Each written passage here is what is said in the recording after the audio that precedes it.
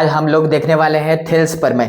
Thales प्रमेय जो आपको बोर्ड एग्जाम में पूछा जाता है। चलिए आज इसे हम लोग सिद्ध करके देखेंगे कि थेल्स प्रमेय कैसे सिद्ध किया जाता है। यहाँ पे देखिए बच्चों, लिखा हुआ है कि यदि किसी त्रिभुज की एक भुजा के समांतर एक रेखा खींची जाए तो अन्य दो भुजाएं एक ही अनुपात में विभाजित हो जाती है। तो ये है थेल्स प्रमेय का कथन। इसे आज हम लोग सिद्ध करने वाले हैं। ये बोर्ड में पूछा जाता है क्वेश्चन, बहुत वीवीआई क्वेश्चन है। यहाँ पे देखिएगा, लिखा है ये कथन में कि यदि किसी त्रिभुज की एक भुजा के समांतर एक रेखा खींची जाए तो अन्य दो भुजाएं एक ही अनुपात में विभाजित हो जाती है। तो इसका कहने का मतलब है, यदि किसी एक त्रिभुज में अगर हम किसी भुजा के कोई भी एक भुजा के समांतर में कोई एक रेखा हम खींच रहे हैं तो बाकी के दो भुजाएं एक ही अनुपात में विभाजित हो जाती है। इसका कहने का मतलब है कि वो दो भुजाएं समानुपाती हो जाती है। थेल्स प्रमेय यही था बच्चों। इसे आज हम लोग सिद्ध करने वाले हैं। एक त्रिभुज हम लोग सबसे पहले बनाए हैं।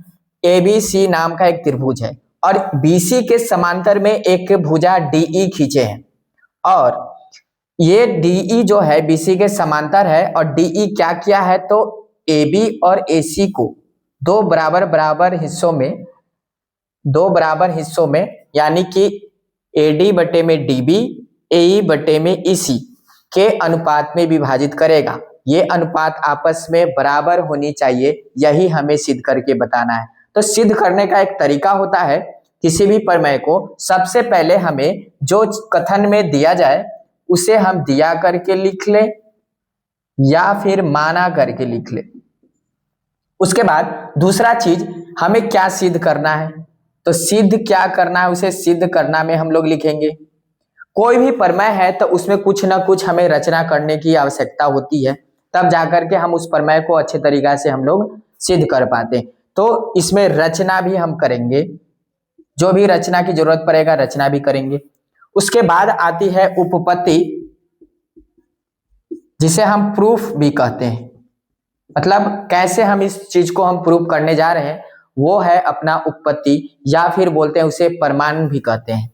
तो चलिए बच्चों, आज हम इस प्रमेय को सिद्ध करके बताते हैं। इसे आप जरूर देखिएगा अंत तक, ये आपके लिए बहुत इंपॉर्टेंट क्वेश्चन होने वाला है। ये बोर्ड एग्जाम में प्रमेय पूछा जाता है 5 नंबर में, क्लास 10th के लिए है। तो चलिए इसे हम लोग शुरुआत करते हैं। किस प्रकार से इसे सिद्ध करेंगे। सबसे पहले हम जो त्रिभुज लिए है एबीसी उसे माना करके लिखेंगे। इसमें क्या क्या हमें सबसे पहले पता है उसे सबसे पहले हम लोग यहाँ पे लिखेंगे और रचना की जरूरत है, रचना भी करेंगे। यदि किसी त्रिभुज की एक भुजा, हम त्रिभुज जो लिए उसे हम लोग लिखेंगे कि माना कि, यहां से लिख रहे हैं, माना कि त्रिभुज एबीसी में त्रिभुज एबीसी में बीसी के समांतर डीई रेखा एबी तथा एसी पर खींचा। जैसा कि कथन में कहा है कि किसी त्रिभुज के एक भुजा के समांतर रेखा खींची जाए, तो हम ये भुजा लिए हैं बच्चों, बीसी के समांतर में डीई भुजा लिए हैं। इसे हम लोग समांतर लेकर के एबी तथा एसी को दो अनुपात में हम विभाजित किए हैं और वो दो अनुपात जो होगा वो समानुपाती होगा। इसे हमें सिद्ध करके बताना है। तो दिया गया है या फिर माना करके हम इस चीज को नोट कर लिए हैं। अब हमें क्या सिद्ध करना है बच्चों, इसे यहाँ पे लिखेंगे। हमें सिद्ध करना है एक प्रॉपर ढंग से हम लोग क्या करेंगे, लिखेंगे तो हमें 5 नंबर, पूरा के पूरा 5 नंबर हमें प्राप्त होगा। सिद्ध करना हमें क्या, हमें सिद्ध करना है कि, हमें सिद्ध करना है में लिखेंगे। ये कहा है कि जो दो भुजाएं हैं एक ही अनुपात में विभाजित होती है, समानुपाती होती है। तो ये दो भुजाएं AB और AC एक ही अनुपात में विभाजित होगा। मतलब ये जो भुजा हम लोग खींचे हैं तो ये AD बटे में DB, AE बटे में EC, ये हमें सिद्ध करके बताना है। तो सिद्ध करना में लिखाएगा कि AD जो होगा DB के AD बटे DB और AE बटे EC, ये हमें सिद्ध करके लाना है। अब देखिए रचना में हम लोग क्या किए हैं, रचना में लिखेंगे, रचना में बच्चों हम किए हैं कि B को E से मिलाए हैं, C को D से मिलाए हैं तथा D से जो M है DM एक लंब AE पर खींचे, E से EN जो है AD पर लंब खींचे। ये दो काम किए हम लोग, यहां पे लिखेंगे इस चीज को, B से E को तथा C को D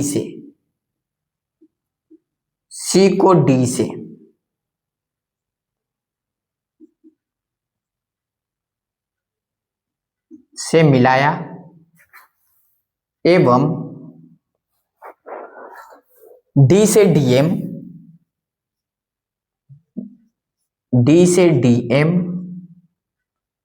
लंब एवं D से DM लंब एवं E से EN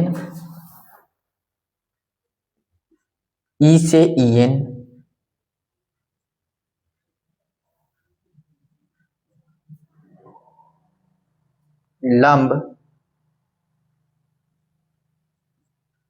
डाला। अब इसे प्रूव कैसे करना है वो हम लोग उपपत्ति में लिखेंगे। शुरुआत यहां से करेंगे उपपत्ति का।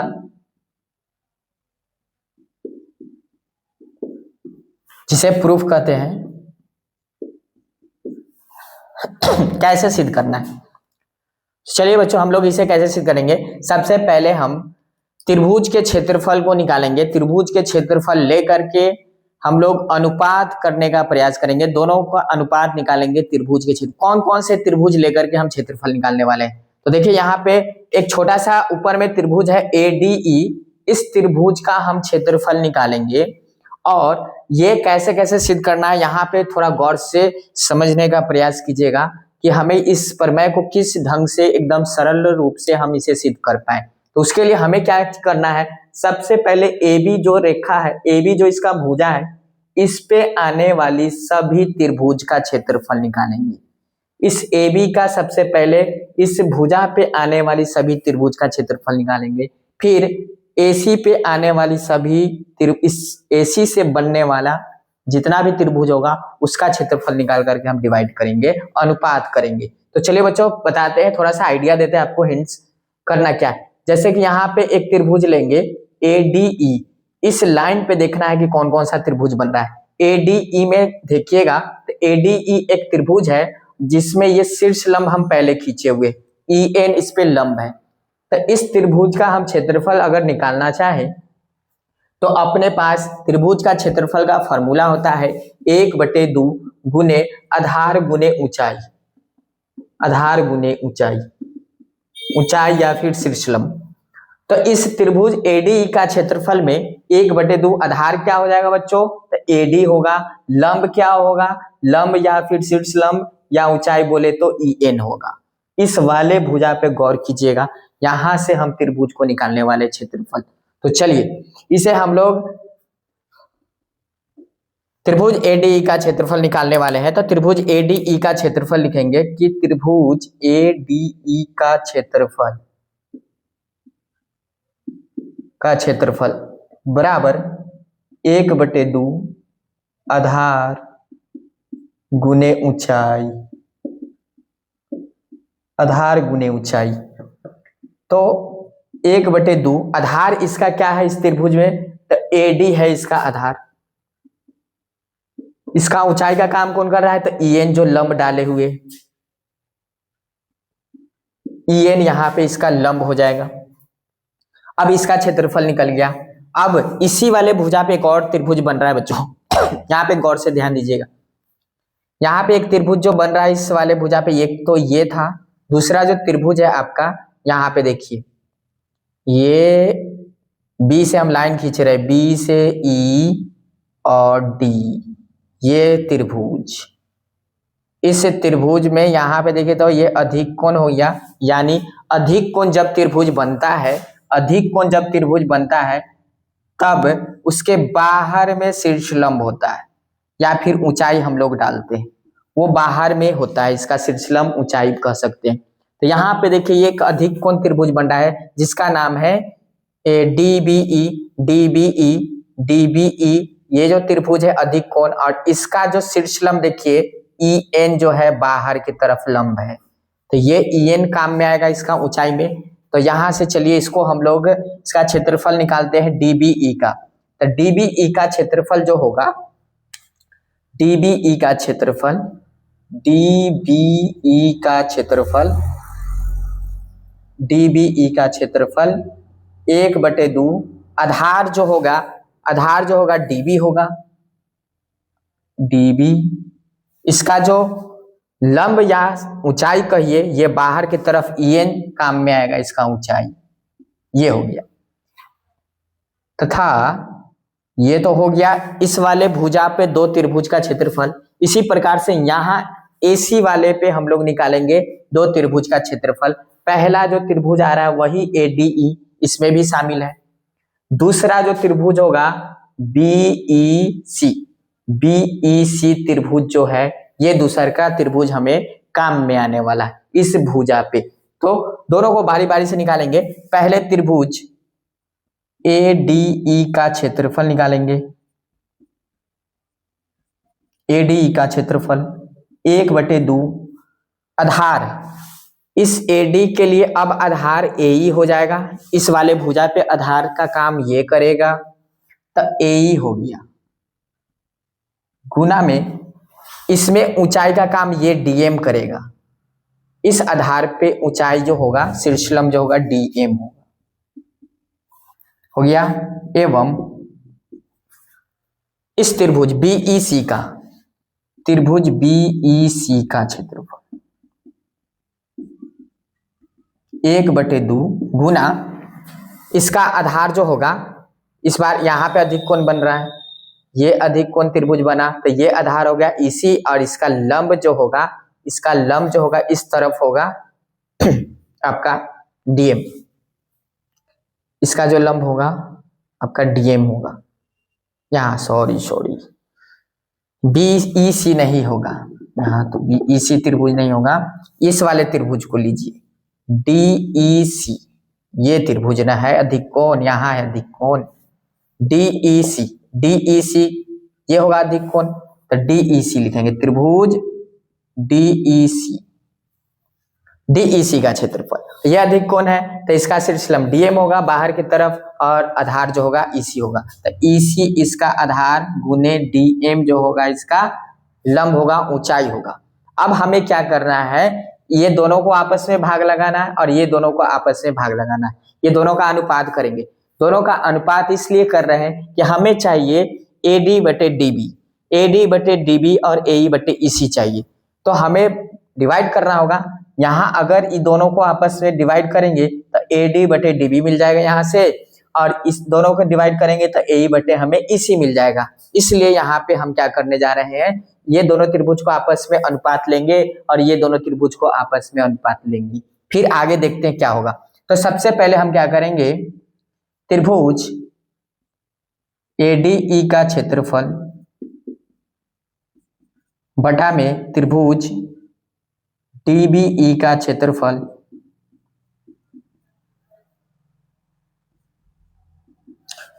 यहां से देखिए 1/2 गुने AD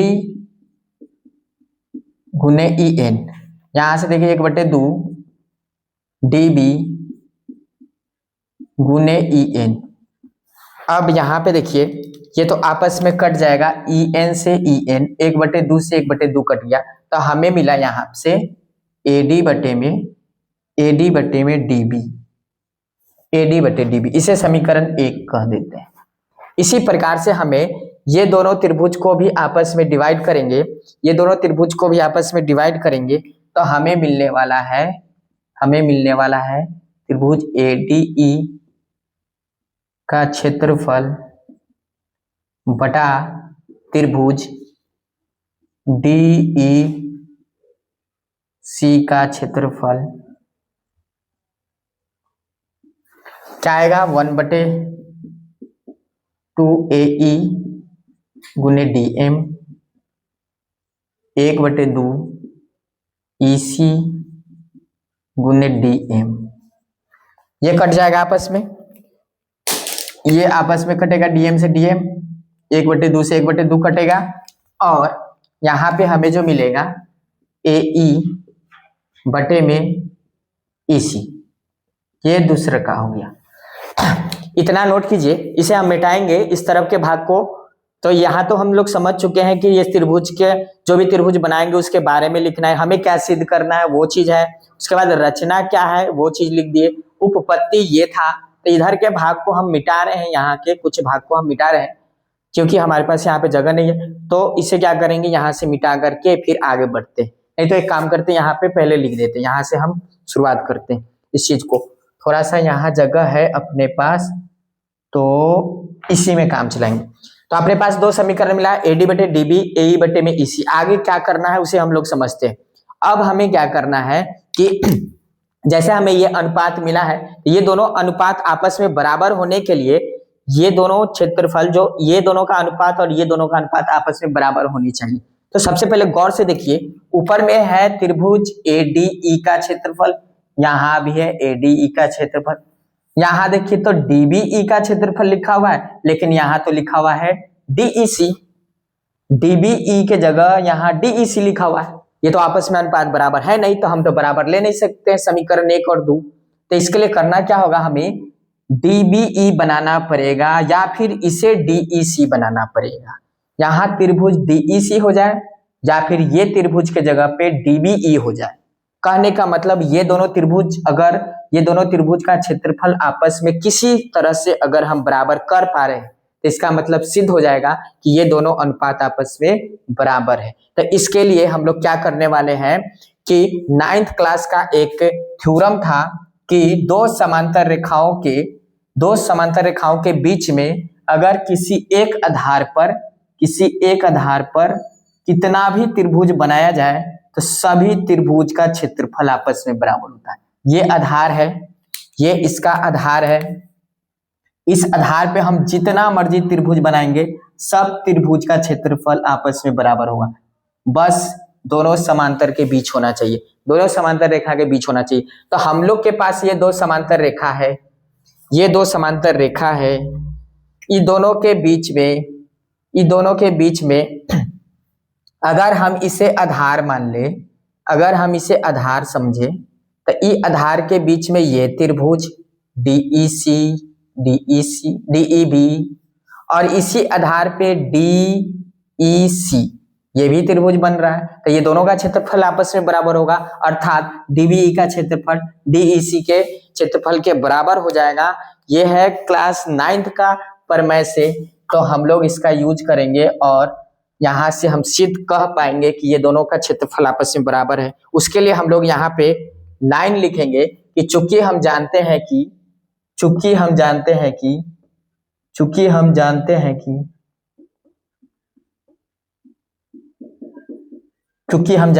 कि एक ही आधार तथा दो समांतर रेखाओं के बीच बने त्रिभुज का क्षेत्रफल बराबर होती है।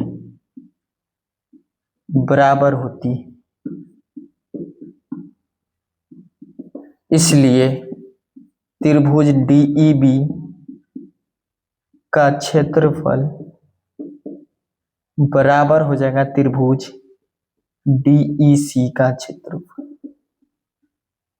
ये दोनों का क्षेत्रफल आपस में बराबर हो जाएगा। तो यहां से हम चेंज करेंगे समीकरण 1 और 2 में। समीकरण 1 और 2 में क्या करेंगे, DBE के जगह पे हम लिख सकते हैं DEC का क्षेत्रफल। इसलिए समीकरण 1 एवं 2 से त्रिभुज ADE का क्षेत्रफल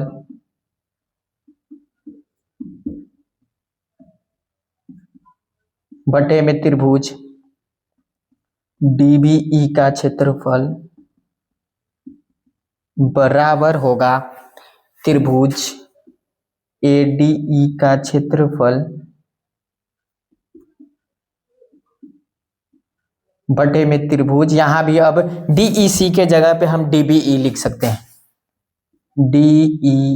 DBE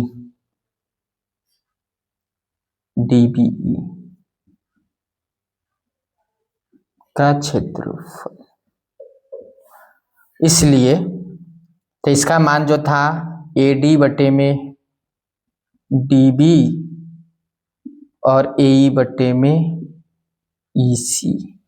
यहां से ये सिद्ध हो गया कि ये भुजा का अनुपात समानुपाती होती है। यही था थेल्स प्रमेय बच्चों। तो देखिए यहाँ पे हम लोग क्या क्या किए, एक त्रिभुज मान करके हम लोग क्या किए थे, रचना किए थे, B से E को मिला दिए थे, C को D से मिलाए थे, D से लंब डाले थे AE पर और E से EN लंब डाले थे। लंब काम में आया था हमें क्षेत्रफल निकालने में। तो पहले ऊपर वाला छोटा सा त्रिभुज का क्षेत्रफल इस आधार पे, इसको आधार मान करके, AB को आधार मान करके दो त्रिभुज का क्षेत्रफल निकाले थे, ADE का क्षेत्रफल, DBE का क्षेत्रफल। उसके बाद इसको आधार मान करके हम लोग दो त्रिभुज का क्षेत्रफल निकाले थे, ADE का क्षेत्रफल और DEC का क्षेत्रफल। उसके बाद अनुपात करना था, क्योंकि हमें AD बटे DB चाहिए, AE बटे EC चाहिए। तो ये दोनों को आपस में अनुपात किए और ये दोनों को आपस में अनुपात किए, तो हमें AD बटे DB मिला समीकरण और AE बटे EC। बस ये दोनों को आपस में बराबर करना था। इसलिए हमें क्या करना था कि ये DBE का क्षेत्रफल और DEC का क्षेत्रफल बराबर हो जाए तो चेंज कर सकते हैं, यहाँ पे रख सकते हैं। तो उसके लिए हमने पहले जानते हैं पिछले कक्षा वाला कि चूंकि हम जानते हैं कि एक ही आधार पे तथा दो समांतर रेखाओं के बीच बने त्रिभुज का क्षेत्रफल बराबर होती है, इस प्रकार से कह सकते हैं कि त्रिभुज DEB का क्षेत्रफल DEC के क्षेत्रफल के बराबर है। तो यहाँ से चेंज करके दोनों समीकरण को आपस में हम लोग बराबर कर लिए, तो हमें प्राप्त हुआ AD बटे DB बराबर AE बटे EC। तो ये था आपका थेल्स प्रमेय। ये 5 नंबर का क्वेश्चन पूछा जाता है बोर्ड एग्जाम में इस बार 2026 के लिए। तो सबसे मोस्ट इंपॉर्टेंट क्वेश्चन होने वाला है जो 5 नंबर में पूछा जाएगा, तो पूछा जाएगा गारंटी के साथ। चलिए कैसा लगा कमेंट करके जरूर बताइएगा कि समझ में आया कि नहीं आया, जरूर कमेंट करके बताइएगा। चलिए जय हिंद। हम लोग पाइथागोरस प्रमेय सिद्ध करने वाले हैं। देखिए चलिए पाइथागोरस प्रमेय क्या है। सबसे पहले तो कथन क्या होता है ये पाइथागोरस प्रमेय में कि एक समकोण त्रिभुज में कर्ण का वर्ग अन्य दो भुजाओं के वर्गों के योगफल के बराबर होता है। पाइथागोरस प्रमेय वहां पे लागू होता है जहां समकोण त्रिभुज की बात चल रही हो। तो ये समकोण त्रिभुज के लिए ही पाइथागोरस प्रमेय है। इसमें हम देखेंगे कि ये प्रमेय होता क्या है। इसका कथन जैसे कि लिखा हुआ है, एक समकोण त्रिभुज में कर्ण का वर्ग अन्य दो भुजाओं के वर्गों के योगफल के बराबर होता है। इसे सिद्ध करके बताना है। तो एक समकोण त्रिभुज यहाँ पे हम लोग लिए हैं ABC नाम का एक समकोण त्रिभुज, जिसमें कोण B को समकोण रखे हैं। और यहाँ पे देखिए कि कोण B के सामने वाली जो भुजा है ये कर्ण होगा इसका AC। तो यहाँ पे जैसे कथन में कह रहा है कि कर्ण का वर्ग यानी AC का स्क्वायर, AC का वर्ग अन्य दो भुजा में AB और BC है, तो AB का स्क्वायर और प्लस में BC का स्क्वायर, ये हमें सिद्ध करके बताना है बच्चों। तो एक समकोण त्रिभुज में कर्ण का वर्ग अन्य दो भुजाओं के वर्गों के योगफल के बराबर होता है, ये सिद्ध करना था। तो अन्य दो भुजा में AB और BC आता है, इसका वर्ग करके जोड़ने पर ये AC के बराबर होगा। और इसी चीज को हम लोग कर्ण का वर्ग बराबर लंब का वर्ग प्लस आधार का वर्ग, इसे हम लोग नीचे क्लास से सीखते आ रहे हैं कि कर्ण का वर्ग जो बराबर होता है लंब के वर्ग प्लस आधार के वर्ग के बराबर होता है। यही पाइथागोरस प्रमेय है और हम इसे सिद्ध करने वाले हैं। तो चलिए इसका शुरुआत करते हैं कि कैसे सिद्ध होगा। सबसे पहले हम जो त्रिभुज मान करके चल रहे हैं ABC, सबसे पहले हम लोग इसको लिखेंगे इसके कथन के नीचे में, माना कि जो भी हम आकृति बनाएंगे उसके लिए सबसे पहले दिया हुआ करके या फिर माना करके इस प्रकार से हम लिखते हैं। तो माना कि एबीसी त्रिभुज एबीसी एक समकोण त्रिभुज है, एक समकोण त्रिभुज है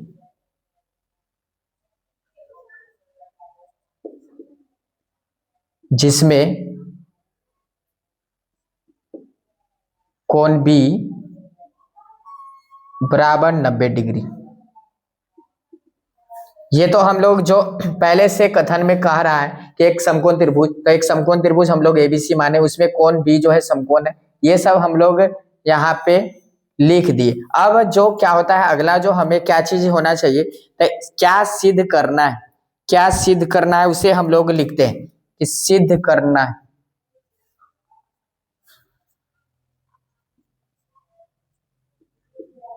सिद्ध करना है कि क्या सिद्ध होगा, तो ये जो कर्ण है AC, AC का वर्ग अन्य दो भुजाएं, अन्य दो भुजाएं में AB और BC, तो AB और BC, AB का स्क्वायर BC का स्क्वायर इसके बराबर होती है, ये हमें सिद्ध करना है। तो जैसा कि प्रमेय अभी तक हम लोग थेल्स प्रमेय भी सिद्ध किए थे, तो उसमें रचना की आवश्यकता हुई थी, तो प्रत्येक प्रमेय में कुछ ना कुछ रचना करने की आवश्यकता होती है, तो यहाँ भी हम लोग रचना करेंगे। तो सबसे पहले जो है माना करके या दिया करके उस चीज को लिखते हैं, फिर सिद्ध क्या करना है उसे लिखते हैं, उसके बाद अगला जो भाग होगा वो रचना का होगा कि रचना क्या है। तो रचना अगर करने की आवश्यकता है तो रचना करेंगे, नहीं तो डायरेक्ट हम लोग उपपत्ति या प्रमाण पे चले जाते हैं, प्रूफ पे चले जाते हैं। तो यहाँ पे हमें रचना की आवश्यकता है। तो यहाँ पे देखिए कि कोण बी से डी AC पर BD एक लंब डाल चुके हैं, तो कोण जहां पे समकोण होगा उस वाले शीर्ष से हमें अगले वाले भुजा पर एक शीर्ष लंब डालना है। शीर्ष लंब डालने का कहने का मतलब है कि ये BD जो होगा AC पे लंब होना चाहिए। तो रचना में इस बात को हम लोग लिखेंगे कि शीर्ष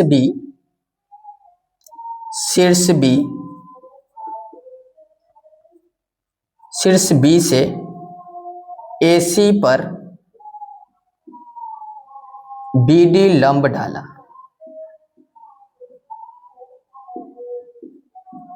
BD लंब डाला, ये रचना में हो गया। अब इसके बाद हम लोग प्रमाण पे आते हैं, प्रूफ मतलब कैसे सिद्ध करेंगे इस चीज को कि AC का स्क्वायर जो होता है AB का स्क्वायर प्लस BC के स्क्वायर के बराबर। तो चलिए उपपत्ति का शुरुआत करते हैं। उपपत्ति यानी प्रूफ कह सकते हैं। तो उपपत्ति में कैसे हम सिद्ध करने वाले हैं, तो देखिए यहाँ पे जैसे हम BD लंब डालें AC पर, तो ये जो बड़ा सा त्रिभुज ABC था ये दो छोटे छोटे त्रिभुजों में बट गया। एक छोटा सा त्रिभुज इधर देखिए ABD नाम का एक छोटा सा त्रिभुज है, और इधर इस तरफ एक छोटा सा त्रिभुज है BDC, ये दो छोटे छोटे त्रिभुज है। तो हम क्या करने वाले हैं कि एक छोटा सा ये पहले वाले छोटा सा त्रिभुज को बड़े वाले त्रिभुज से समरूप करेंगे, फिर इस छोटे वाले त्रिभुज को बड़े वाले त्रिभुज से क्या करेंगे, समरूप करेंगे। अब इससे हमें दो समीकरण मिलेगा, और वो दो समीकरण को हम आपस में जोड़ करके इसे सिद्ध कर देंगे कि ये जो AC का स्क्वायर है वो AB के स्क्वायर प्लस BC के स्क्वायर के बराबर होती है। क्या क्या हम लोग करने वाले हैं, तो ये जो ABD है छोटा सा त्रिभुज, और ये पूरे बड़ा वाला त्रिभुज ABC, ये दोनों के बीच हम लोग समरूपता लगा करके, समरूपता की कसौटियां लगा करके ये दोनों को समरूप सिद्ध करेंगे। उससे हमें भुजा के अनुपात पता चलेगा, और वो भुजा के अनुपात से हम एक समीकरण बनाएंगे, और फिर ये छोटा सा भुजा इस छोटे से त्रिभुज को लेकर के BDC त्रिभुज को लेकर के बड़े वाले त्रिभुज के साथ समरूपता की कसौटी लगा करके इसे भी समरूप करेंगे। समरूप करने के बाद हम इससे भी हमें क्या मिलेगा, समानुपाती मिलेगा। वो समानुपाती भुजा, जो समानुपाती भुजा होगा उससे एक समीकरण बनेगा, और वो दो समीकरण को हम आपस में जोड़ करके AC का स्क्वायर बराबर AB का स्क्वायर प्लस BC का स्क्वायर सिद्ध कर पाएंगे। तो चलिए यहां से हम लोग शुरुआत करते हैं। ये छोटा सा त्रिभुज लेंगे BAD त्रिभुज, ABD एवं त्रिभुज, बड़ा सा त्रिभुज ABC में अब समरूप करना है दोनों को, तो बहुत आसान है समरूप करना, बहुत ही आसान है। जैसे कि यहाँ छोटा सा त्रिभुज में ये समकोण बना रही है, ये समकोण बन रही है यहाँ पे D पर, और ये बड़ा वाला त्रिभुज के लिए समकोण कौन है तो B है, ये दोनों आपस में बराबर होगा। साथ ही ये बड़ा वाला त्रिभुज का कोण A है और छोटे वाले त्रिभुज में भी A शामिल है, तो ये उभयनिष्ठ कोण से आपस में बराबर हो जाएगा, एक 90 डिग्री से आपस में बराबर होगा। और समरूपता के लिए हमें कम से कम दो कोण की आवश्यकता होती है जो आपस में दोनों त्रिभुज का संगत कोण आपस में बराबर हो जाए, तो वहां से हम कह पाते हैं कि वो दोनों त्रिभुज क्या है, समरूप है। तो ये दोनों त्रिभुज को इस प्रकार से हम लोग समरूप करेंगे, तो क्या लिखेंगे कि ABD में कोण ABD, त्रिभुज ABD में कोण ADB बराबर होगा, त्रिभुज ABC में देखा जाए तो कोण ABC, ये दोनों के दोनों क्या बना रहा है, 90 डिग्री। दूसरा का कि BAD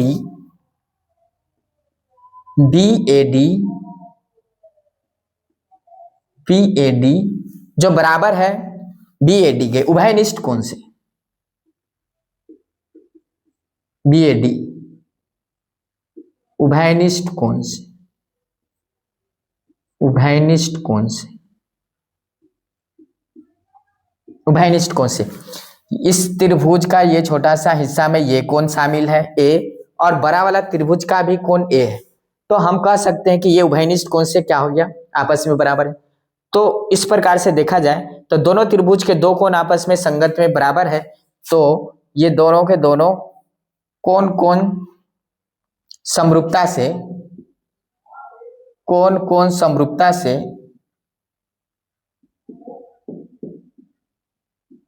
कोण समरूपता से दोनों त्रिभुज क्या हो जाएगा, समरूप हो जाएगा।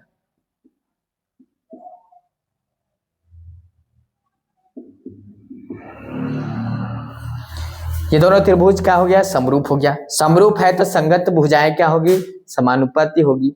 संगत भुजाएं समानुपाती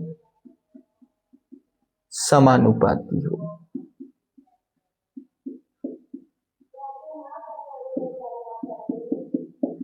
संगत भुजाएं समानुपाती है, तो संगत भुजाएं अगर समानुपाती है तो किस प्रकार से हम संगत भुजा लेंगे, यहाँ तो ये दूसरे तरह के यहाँ पे बना हुआ है, और बड़ा वाला त्रिभुज को देखिए तो यहाँ पे तो थोड़ा अजीब तरीका से यहाँ आकृति देखने को मिल रहा है। तो हम क्या करेंगे, आसान बनाने के लिए कि संगत भुजा अगर हमें लेना है समानुपाती में, तो उसको आसान बनाने के लिए सबसे पहले बड़ा वाला त्रिभुज ABC बना लें।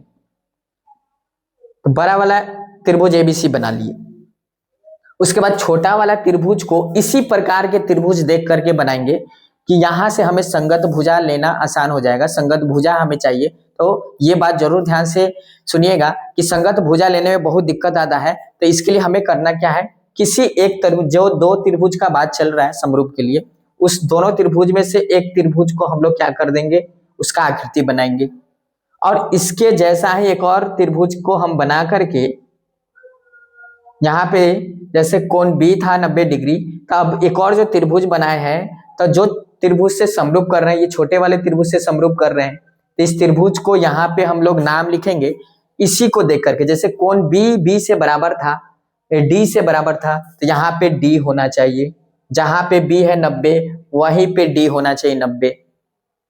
कोण A से कोण A बराबर था, तो यहाँ भी कोण इसका A होना चाहिए, A वाला A से बराबर होगा। संगत भुजा लेने में इस प्रकार से लिखने के बाद हमें संगत भुजा लेना एकदम आसान हो जाएगा। और उसके बाद बच गया, जैसे इस छोटे से त्रिभुज का नाम था कि ABD, जिसमें से D लिख दिए, A लिख दिए, बच गया B, तो B इस तरफ चला आएगा। अब हमें संगत भुजा लेने में कोई दिक्कत नहीं होगा। अब हमें कौन कौन से संगत भुजा लेना है, ये भी थोड़ा सा ध्यान देने वाली बात है पाइथागोरस प्रमेय के लिए, कि AC को AB के साथ अनुपात लेंगे। पहले त्रिभुज जैसे ABD लिखा है तो इसका ही पहले लिखेंगे AB बटे में इसका ये संगत का AC बराबर, ऐसा ले कि जिसमें हमें AB और AC शामिल हो। फिर से हमें मिलना चाहिए AB और AC अनुपात में। तो ये दोनों का संगत भुजा का अनुपात तो ले लिए। अब हमें जैसे ए बी और बटे ए सी आ गया, तो इस प्रकार से ढूंढा जाए कि हमें फिर से ए बी या ए सी कहीं पे अनुपात मिले। तो देखिए यहाँ से, यहाँ ए बी है और ये ए डी आ गया। अब कहीं पे ए सी दोबारा नहीं है, इसलिए हम दोबारा तो अब कोई नहीं ले सकते। अब बी सी बटे डी बी लेंगे भी तो ये इसमें तो बी सी और बी डी तो है ही नहीं। तो इस प्रकार से देखा जाए तो हमें वैसा अनुपात लेना है जिसमें 2 बार वो शामिल हो सके। तो ए बी बटे में ए डी लेंगे, इसका पहले लेना है ए डी बटे में ए बी। तो इस प्रकार से अगर हम देखें, तिरछा गुना कराने के बाद क्रॉस गुना अगर करा दिया जाए तो ए बी का स्क्वायर मिल जाएगा, जो कि हमें सिद्ध करना है ए बी का स्क्वायर। इसी को देख करके हमें अनुपात लेना है बच्चों। तो इसमें बी सी डी बी बटे बी सी का कोई रोल नहीं है, इसमें इसकी कोई आवश्यकता नहीं है। होता तो सब है संगत भुजाएं समानुपाती, लेकिन इसकी कोई आवश्यकता।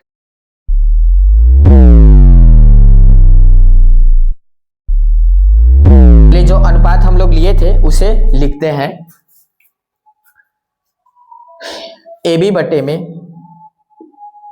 ए सी आया था और ए डी बटे में ए बी आया था। ए डी बटे में ए बी आया था।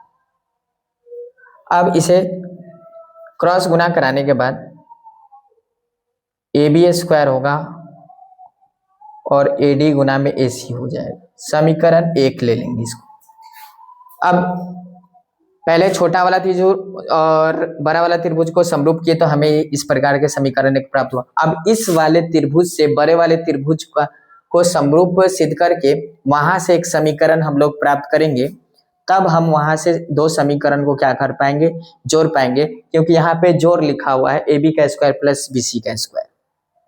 तब ये जाकर के सिद्ध हो पाएगा कि A C square A B square plus B C square के बराबर होती है। चलिए अब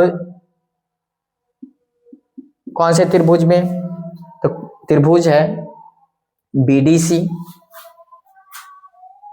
त्रिभुज बीडीसी एवं त्रिभुज, इसी प्रकार से हम लिख सकते हैं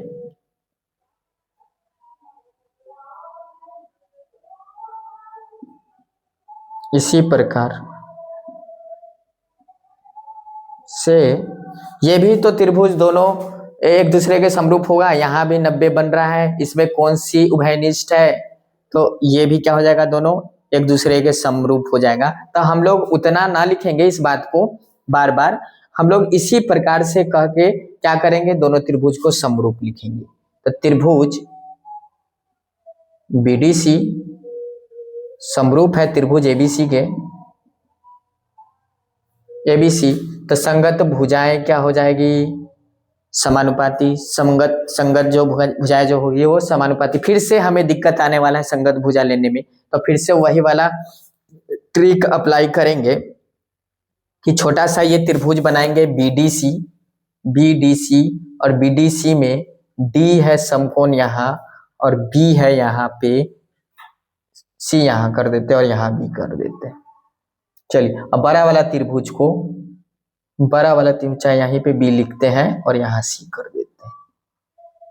बड़ा वाला त्रिभुज को देखिएगा तो यहाँ उसका समकोण है, ये ए है और ये सी है। सी वाला सी से एक दूसरे से क्या है, बराबर है। सी वाला सी से बराबर है उभयनिष्ठ से, इसलिए सी वाला को सी के तरफ रखेंगे और डी जहाँ पे 90 बन रहा है यहाँ पे ये 90 बना रहा है, तो ऐसे लिखेंगे। तो एक दूसरे से क्या हो गया, बराबर। अब संगत भुजा लेना है तो वही वाला कंडीशन कि ऐसा 2 अनुपात ले जिसमें 2 भुजाएं एक बार आ जाए समानुपाती में। तो एक तो लेंगे बीसी बटे एसी, तो बीसी बटे एसी आ जाएगा बराबर। फिर से बीसी चाहिए हमें, जैसे यहाँ ए बी 2 बार आया था, ए बी आ गया था तो ए बी का स्क्वायर मिला, तो इस बार हमें बीसी चाहिए। तो ये वाला 2 भुजाओं का अनुपात में बीसी और बीसी है क्या, ये तो शामिल नहीं होगा क्योंकि डीबी और एबी का कोई काम ही नहीं है, तो इसे नहीं लेंगे हम लोग। है तो सब समानुपाती, लेकिन हमें जो जरूरत का है उसे ही हम लोग क्या करेंगे, यहाँ पे लिखेंगे। तो बीसी बट्टे एसी और डीसी बट्टे में बीसी आएगा। जिसे लिखेंगे यहाँ पे कि BC बटे में AC बराबर DC बटे में BC। तो चलिए अब इसे क्रॉस गुना कराएंगे।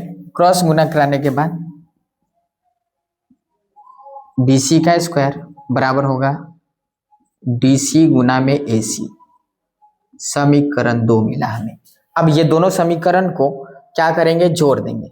समीकरण 1 जोड़ समीकरण 2 से, समीकरण 1 जोड़ समीकरण 2 से, 1 जोड़ समीकरण 2 से, समीकरण 1 जोड़ समीकरण 2 से। यहां देखिए समीकरण 1 में है AB का स्क्वायर बराबर, जोड़ना है यहाँ AB का स्क्वायर और BC का स्क्वायर जुड़ जाएगा आपस में, बराबर ये AD गुना AC और DC गुना AC आपस में जुड़ेगा। AD गुना में AC जोड़ में DC गुना में AC, ये साथ में जुड़ जाएगा। यहां से देखिए AC और AC कॉमन करेंगे। AC और AC को कॉमन करने के बाद हमें क्या मिलेगा, AD और प्लस में यहां बच गया DC, ये आपस में। और इधर क्या चल रहा है, तो AB का स्क्वायर प्लस BC का स्क्वायर, तो AB का स्क्वायर प्लस BC का स्क्वायर बराबर AC गुने में। अब यहां देखिएगा AD प्लस DC त्रिभुज को यहाँ पे इस त्रिभुज में देखिएगा कि AD प्लस DC मिल करके ये बना रहा है टोटल AC। तो AD प्लस DC यहाँ जो लिखा हुआ है AD प्लस DC के जगह हम लिख सकते हैं AC, तो यहाँ पे हो जाएगा AC। अब यहाँ देखिए हमें क्या प्राप्त हुआ कि AC गुना AC क्या हो जाएगा, AC का स्क्वायर, और यहाँ हो गया AB का स्क्वायर प्लस BC का स्क्वायर। यही तो सिद्ध करना था। एक समकोण त्रिभुज में AC का स्क्वायर बराबर AB का स्क्वायर प्लस BC का स्क्वायर, यही तो हम लोग को सिद्ध करके लाना था। ये था पाइथागोरस प्रमेय। तो हम लोग आसान एक सरल रूप से हम इस प्रमेय को क्या कर पाए हैं कि सिद्ध कर पाए। कुछ करना नहीं था, जैसे हम लोग रचना किए हैं समकोण त्रिभुज, समकोण वाले कोण से हम लोग जैसे AC वाले भुजा पे BD को लंब डाले हैं, वहां से हमें दो अलग अलग त्रिभुज बनता हुआ नजर आए। अब हम लोग क्या किए कि छोटे वाले त्रिभुज को बड़े वाले त्रिभुज से समरूप किए, फिर इस छोटे वाले त्रिभुज को बड़े वाले त्रिभुज से समरूप किए। समरूप के बाद में हम लोग जानते हैं समरूप जब होता है दो त्रिभुज, तो दोनों के संगत भुजाएं क्या हो जाती है, समानुपाती होती है। तो यहाँ संगत भुजाएं समानुपाती हो गई थी। उससे हम क्या किए हैं, तो क्रॉस गुना कराने के बाद हमें एक समीकरण मिला। और जब दूसरे त्रिभुज जो है BDC और बड़े वाले त्रिभुज ABC को समरूप किए, तो वहां से हमें एक और समीकरण प्राप्त हुआ था BC स्क्वायर बराबर DC गुने AC। और ये दोनों समीकरण को क्या किए हैं, तो केवल जोड़ दिए। जोड़ने के बाद में हमें क्या मिला है, तो AB का स्क्वायर मतलब AC का स्क्वायर बराबर AB का स्क्वायर प्लस BC का स्क्वायर। ये था पाइथागोरस प्रमेय। तो कमेंट करके बताइएगा कि किस प्रकार का था, कैसा लगा है, शेयर जरूर कीजिएगा। धन्यवाद।